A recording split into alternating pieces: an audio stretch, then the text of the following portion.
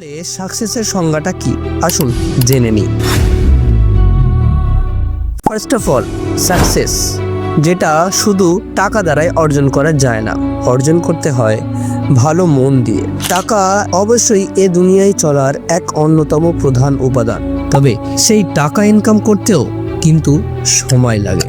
বলা হয় time is money. আর যদি আপনার টাইমটা শুধু মানিই হয়, অর্থাৎ যদি আপনার সময় শুধুই টাকা হয়, তাহলেই আপনি টাকা ইনকাম করতে গিয়ে হারাবেন নিজের সুখ স্বাচ্ছন্দ্যকে, হারাবেন নিজের পরিবার পরিজনদের, ভুলে যাবেন নিজেকে সময় দিতে।